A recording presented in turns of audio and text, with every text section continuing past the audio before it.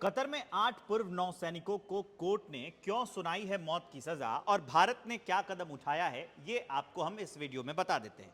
पहले पूरा मामला जानिए, हुआ क्या था। कतर की एक अदालत ने गुरुवार को यानी 26 अक्टूबर को भारतीय नौसेना के 8 पूर्व कर्मियों को, मतलब वो पहले काम करते थे अब भारतीय नौसेना में नहीं हैं, उन लोगों को मौत की सजा सुना दी।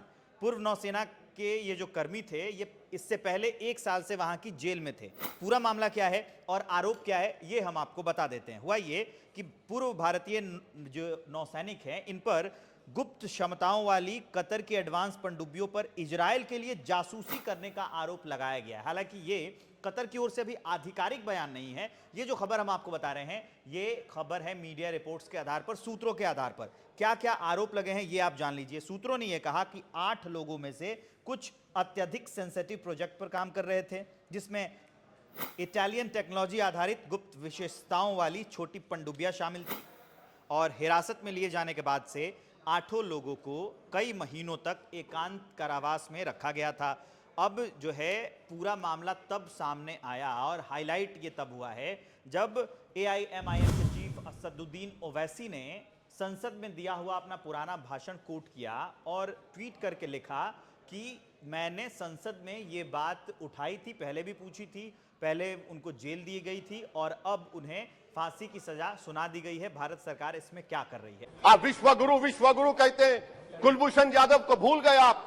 कतर में 8 नेवी ऑफिसर 1 साल से जेल में हैं, आप नहीं ला सके उनको।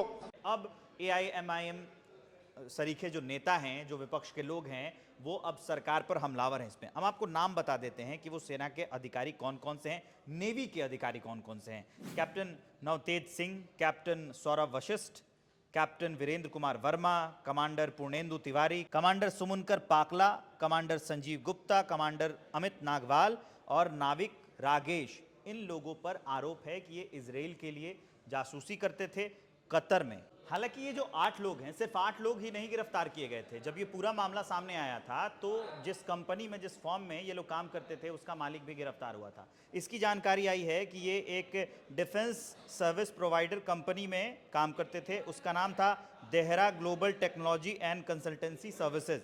उसका जो स्वामित्व था वो रॉयल ओमानी एयरफोर्स के एक रिटायर्ड सदस्य के पास था। उन 8 लोगों के साथ इसे भी गिरफ्तार किया गया था, लेकिन उसे छोड़ दिया गया।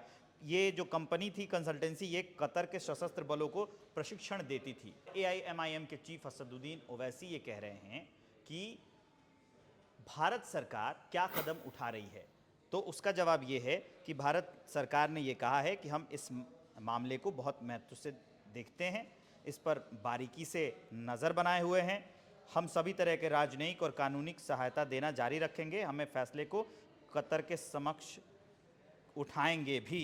इसमें यह भी कहा गया है कि मामले की कार्रवाई की गोपनीय प्रकृति के कारण फिलहाल कोई टिप्पणी करना उचित नहीं है। तो ये पूरा मामला है। अपडेट क्या है हम आपको देते रहेंगे।